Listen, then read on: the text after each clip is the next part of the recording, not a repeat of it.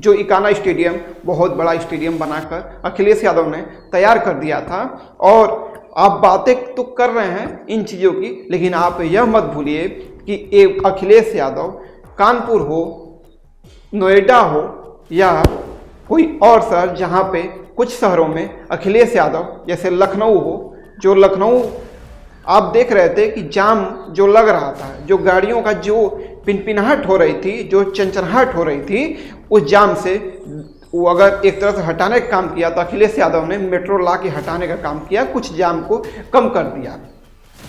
तो वह मेट्रो भी वहाँ पे ला देते हैं, तो उसको भी अखिलेश यादव की सबसे बड़ी उपलब्धि मानी जाती है। 5 साल के कार्यकाल में सबसे बड़ी उपलब्धि अगर किसी चीज़ को मानी जाती है अखिलेश यादव की, तो वह मानी जाती है लखनऊ मेट्रो, नोएडा मेट्रो और जो कानपुर मेट्रो थी, उसको उपलब्धि अखिलेश यादव जी की मानी जाती है।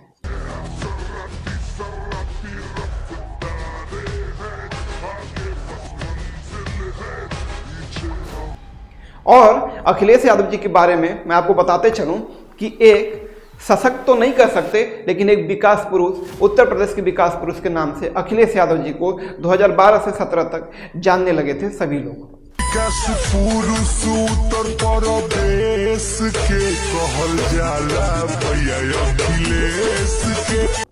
आपने देखा होगा कन्या विद्यादान हो या लैपटॉप वितरण हो, वो अखिलेश यादव जी ने देकर एक तरह से युवाओं को सशक्त और ऑनलाइन में बढ़िया बनाने के लिए और स्मार्ट बनाने के लिए उन्होंने लैपटॉप भी योजना शुरू कर दी थी। और लैपटॉप योजना शुरू ही नहीं की थी, जो लड़के 12 में जो बढ़िया परसेंट से पास थे और जो पास ही थे उनको भी लैपटॉप देने का काम किया अखिलेश यादव जी ने। जो लैपटॉप आज कई दुकानों में, कई शहरों में उनका लैपटॉप अभी भी चल रहा है अखिलेश यादव जी का। तो अखिलेश यादव जी विकास के मामले में आगे थे और उस समय एक नया नाम उभर के आ रहा था, जिनका नाम था योगी आदित्यनाथ। अहम आदित्यनाथ लोकसभा। धीरे धीरे वह नाम अंदर से हल्का हल्का बाहर आ ही रहा था। तब तक आ जाता है 2017 का चुनाव। तो 2017 के चुनाव के बाद चलिए आपको हम बात करते हैं योगी आदित्यनाथ जी का। योगी आदित्यनाथ जी एक ऐसा चेहरा, एक बहुत ही बड़ा, पूरे देश में सबसे बड़ा हिंदुत्व का चेहरा और सबसे बड़ा एक तरह से देखा जाए तो कानून व्यवस्था के धुरी माने जाते हैं योगी आदित्यनाथ जी। मैंने पहले भी कहा था, अगर सड़क पे नमाज पढ़ोगे तो हनुमान चालीसा को भी मैं रोक नहीं पाऊंगा। और योगी आदित्यनाथ जी हिंदूवादी तो चेहरा थे ही, लेकिन एक तरह से सशक्त प्रशासक के रूप में भी वह धीरे धीरे स्थापित होते जा रहे थे। तभी एक दिन ऐसा समय आता है कि वह 2017 के बाद जब चुनाव में जब बम्पर सीट जब आ जाती है भारतीय जनता पार्टी के उत्तर प्रदेश में, तो योगी आदित्यनाथ जी को एक बड़ी कुर्सी प्रदान कर दी जाती है। उस कुर्सी का नाम होता है उत्तर प्रदेश के चीफ मिनिस्टर। मैं योगी आदित्यनाथ, मैं ईश्वर की शपथ लेता हूं कि विधि द्वारा स्थापित भारत के संविधान के प्रति सच्ची श्रद्धा और निष्ठा रखूंगा। और योगी जी उसी दिन से एक तरह से बड़े हिंदुत्व चेहरे के रूप में जाने जा रहे थे धीरे धीरे। तभी योगी जी का एक एक्शन हेडलाइन में आ जाता है। वो एक्शन क्या होता है? वो एक्शन होता है बुलडोजर का। जी हाँ दोस्तों, घर टूटने लगे थे, सभी घर टूटने लगे थे। जो बड़े बड़े बवाली लोग थे, जो बड़े बड़े गुंडे किस्म के लोग थे, उनके घर योगी आदित्यनाथ जी ने बुलडोजर से तोड़ना स्टार्ट कर दिया। कि बलरामपुर में अवैध धर्मांतरण के आरोपी छांगुर बाबा के मकान पर जिला प्रशासन ने बुलडोजर चलवा दिया। जब बुलडोजर से जब वो तोड़ना स्टार्ट कर देते हैं, उसके बाद योगी जी का एक निक नेम रखा जाता है, जिसका निक नेम होता है बुलडोजर बाबा। जी हाँ दोस्तों, बुलडोजर बाबा के नाम से जी हाँ दोस्तों, बुलडोजर बाबा के नाम से योगी जी अब धीरे धीरे उत्तर प्रदेश में स्थापित तो हो ही रहे थे। तभी एक ऐसा समय आता है जब योगी जी को माफियाओं का, हाँ दोस्तों आप लोगों ने सही सुना, जो डीलिंग कर रहा था, जो जमीनों का डीलिंग कर रहा था, जो बड़े बड़े बिल्डरों को परेशान कर रहा था, जो बड़े बड़े व्यापारियों को परेशान कर रहा था, जो गरीबों मजदूरों की जमीनों को हथिया ले रहा था, उस पर योगी जी का ताबड़तोड़ एक्शन शुरू हो जाता है और बड़े बड़े माफिया जैसे मुख्तार अंसारी और मुख्तार अंसारी के बाद अतीक अहमद और बड़े बड़े और माफिया पर इनका बुलडोजर चलने लगता है योगी आदित्यनाथ जी का। और वह समय आ ही जाता है कि जब योगी जी एनकाउंटर के मामले में भी एनकाउंटर स्पेशलिस्ट हो जाते हैं, जबकि यह कहा जा रहा था कि उत्तर प्रदेश जो ऐसा स्टेट है जहां पर जो यूपी पुलिस है उसको उसकी जो गोलियां हैं वह तो सिर्फ तड़तड़ाती हैं। कब तड़तड़ाती हैं? बस दिवाली को और होली को, वो भी जब उसको साफ किया जाता है बंदूकों को तब गोलियां छोड़ी जाती हैं। ऐसे बेइज्जती वाले और ऐसे इंसल्ट वाले शब्द यूपी पुलिस के खिलाफ निकलने लगे थे। तभी योगी जी का एक बड़ा सा तबका आता है और बड़े बड़े गुंडों को पैर में गोलियां, उनका एनकाउंटर शुरू हो जाता है।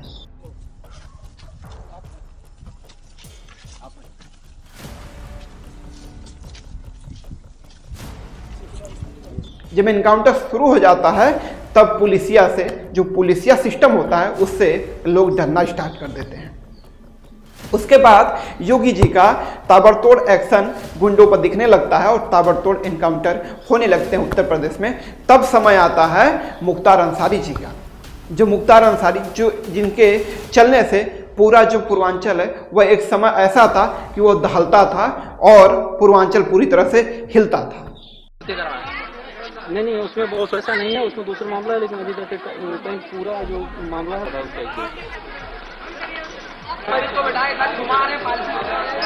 लेकिन योगी जी के आने के बाद मुख्तार अंसारी जी की भी कमर तोड़ दी जाती है। उस समय मुख्तार अंसारी जी पंजाब जेल में रहते हैं, तभी योगी जी उनको यूपी में मंगाते हैं बाई रोड। वो भी न हवाई जहाज से न स्पेशल हेलीकॉप्टर से, योगी जी मंगाते हैं पंजाब से उनको यूपी की जेल में, मुख्तार अंसारी जी को बाई रोड।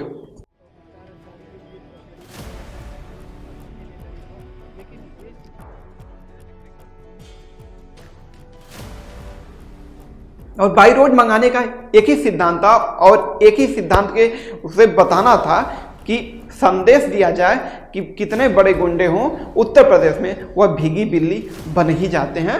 यह योगी जी दिखाना चाहते थे उत्तर प्रदेश वासियों को। तो मुख्तार अंसारी जी का तो यह कार्यक्रम आता जाता रहता है। चलिए बताते हैं आपको, एक और गुंडे मवाली थे जिनका नाम था कानपुर के विकास दुबे। जी हाँ दोस्तों, विकास दुबे, वही कानपुर वाले विकास दुबे जिनको योगी जी ने गाड़ी पलट जाती है और एसटीएफ के जवान भी वहीं पर रहते हैं, घायल भी रहते हैं एसटीएफ जवान, लेकिन गाड़ी पलटती है। उसके बाद विकास दुबे की तत्काल वहीं मौत हो जाती है। जाते हैं वो ट्रामा सेंटर, लेकिन वहां पे उनको मृत घोषित कर दिया जाता है।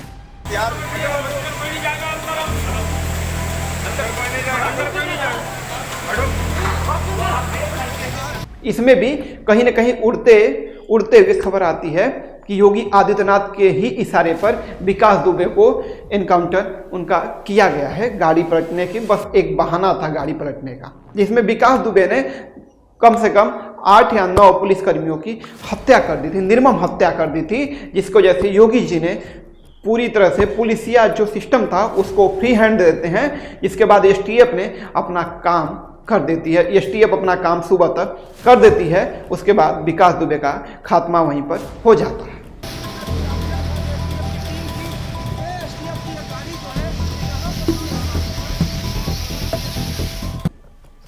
फिर आता है, चलिए आपको फिर लेकर चलते हैं मुख्तार अंसारी जी का।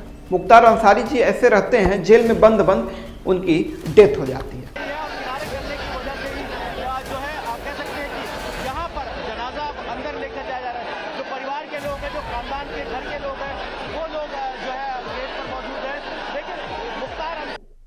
उनकी डेथ होने के बाद आता है नंबर अतीक अहमद जी का। अतीक अहमद, वही अतीक अहमद जिसके चलने के बाद जो यूपी का चीफ मिनिस्टर होता है उसका भी काफिला उसके सामने रुक जाता है। लेकिन योगी आदित्यनाथ की सरकार आने के बाद अतीक अहमद पूरी तरह से भीगी बिल्ली बन चुका था और उसका भाई अशरफ अहमद वो भी पूरी तरह से भीगी बिल्ली बन चुका था। हम आपके जरिए गवर्नमेंट से कहना चाहते हैं कि बिल्कुल मट्टी में मिल गए हैं।